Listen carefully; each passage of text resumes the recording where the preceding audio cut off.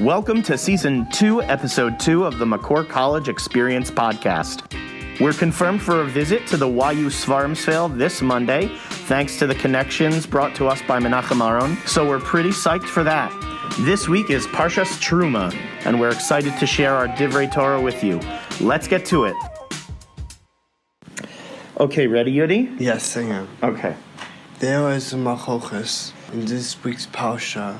It is about why the Mishkan was built. Rashi says the Mishkan was built the tone before Tingling Egel. Rabban says the Mishkan was always told to be built.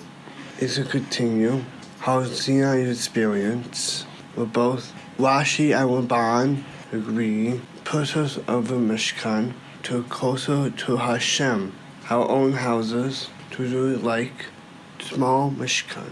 We also can be close to Hashem in our own homes. Yasher Koach, very good. You like that? I did. Pasuk says in the sixth parsha, Shoham stones and stones for the settings for the ephod and the breastplate. The people were asked to contribute materials for the construction of the Mishkan. The parsha lists 13 materials that were donated. Why was the Shoham stones listed second to last if it was one of the most expensive materials donated? There's more sure to help us understand this.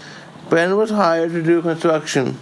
Excited, he woke up very early in the morning so that he'll be well prepared for his job.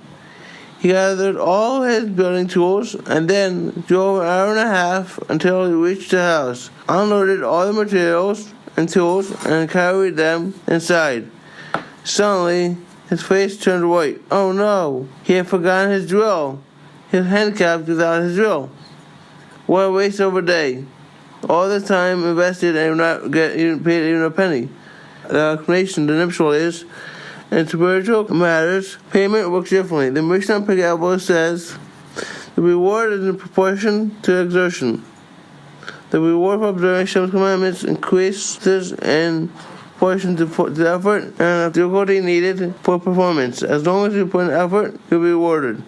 The Gemara in Yomar Ayin Hamar Aleph 75a says that the Shoham stones were brought by the clouds without any physical or monetary effort on the part of the Jews. Therefore, the Shoham stone is listed towards the end, since the materials that were brought with effort and hard work were considered more important, even though they were worth less, says the Or HaChaim Kodesh. Hashem's reward for Torah study and other spiritual matters is not in proportion to the degree of one's success, but to the amount and quality of effort that one puts into it. If one works hard at what he does, he'll be greatly rewarded for the work, even if he does not accomplish great deal. Have a Shabbos, everyone. Shabbat shalom. Yasher Koach. Okay, Shlomo. In this week's Parsha Teruma, the Jewish people built the tabernacle from the voluntary gifts of the Jewish people.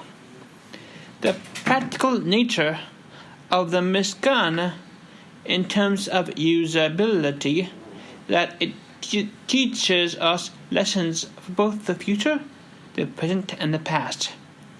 To learn about the Mishkan is to be rewarded from heaven.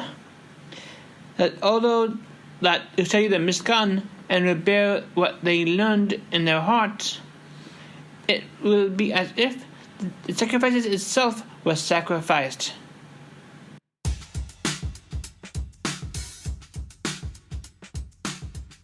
That concludes our podcast episode. Thanks to our contributors, Yudi, Menachem Aron, and Shlomo. Thanks to Danny, our YouTube manager, and Max, our video editor. I'm your sound engineer, Rabbi Shore. Thank you for listening, and Shabbat Shalom.